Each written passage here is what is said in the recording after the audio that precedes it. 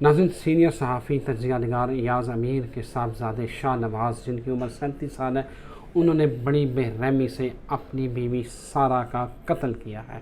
कत्ल क्यों किया गया, इसकी वजह क्या थी, क्या मुहर्रकात थे कि उसको कत्ल किया गया, ये आज की वीडियो में आपको बताता हूँ। नाज़रीन, नूर मुक़द्दम के बाद आज एक और जो है वो सानिया हुआ है और इस्लामाबाद में हुआ है, जिसमें अयाज़ अमीर के साहबजादे जो शाह नवाज़ हैं, उन्होंने अपनी 37 साला बीवी सारा का कत्ल किया है।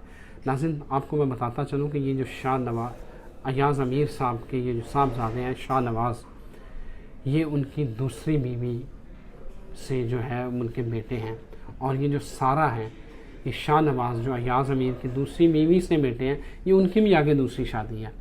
खैर, ये आज कत्ल कैसे होता है कि कल सारा जो है वो दुबई से पाकिस्तान पहुंची हैं, और आते ही उनकी फ़ैमिली के ज़राए बताते हैं कि उन्होंने आके गाड़ी ख़रीदी है और वो अपने चकशज़ाद जो उनका फार्म हाउस है शाह नवाज़ का, वहाँ चली गई हैं।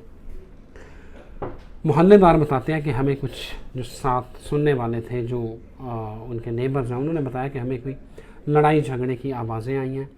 लड़ाई झगड़े की आवाज़ें आने के बाद फिर जो है वो आगे मामला क्या होता है, वो ये होता है कि जो एक जिम वाला डंबल होता है, शाह नवाज़ जो है वो सारा के सर पे मारते हैं, सारा बेहोश हो जाती है। जब उसको बेहोश होती है तो उसको वो फिर मारते हैं, और फिर उसको घसीट के जो बाथ टब होता है उसमें ले जाते हैं सारा को, और वहाँ पर उसकी मौत वाक़ई हो जाती है। और इस खबर की इत्तला जो है वो शाह नवाज़ की वालदा पुलिस को देती हैं कि ये मामला हो गया है। नाज़रीन, इसके ऊपर अयाज़ अमीर साहब जब पहुँचते हैं अपने बेटे के फार्म हाउस में, तो उनसे सहाफ़ियों ने सवाल किया, वो देखें कि इस हवाले से वो क्या कहते हैं, फिर आगे बात कंटिन्यू करते हैं। ये तो ऐसा वाक़या है कि ये किसी के साथ मिला, और इतना मुझे तो जब इसकी इत्तला मिली तो मैं तो क्या मैं बयान करूँ, क्या इसका किसी पे ये बीते ऐसी चीज़, और ऐसा बहुत ही दिल को हिला देने वाली बात। तो आपका रोज डेली या वैसे आना जाना था यहाँ पर? नहीं मेरा नहीं ऐसा, नहीं वो बेमुतल्लिक़ बात है, लेकिन शुक्रिया ऐसी जो सर। चीज़ें सर ये भी कहा जा रहा है कि शाहनवाज जो था वो नशे में था, नशा करता था सर। ये तो मेरे ख्याल ये सारे वो लीगल चीज़ें, इसके बारे में अब मैं क्या कहूँ। मैं तो सिर्फ ये कह सकता हूँ कि ऐसा वाक़या किसी के साथ पेश ना हो, और ये सदमा किसी को उठाना ना। नाज़रीन, आपने सुना, डेफिनेटली किसी भी इंसान के लिए ये एक नॉर्मल बात नहीं है। अयाज़ अमीर साहब भी इसके ऊपर क्या कह सकते हैं।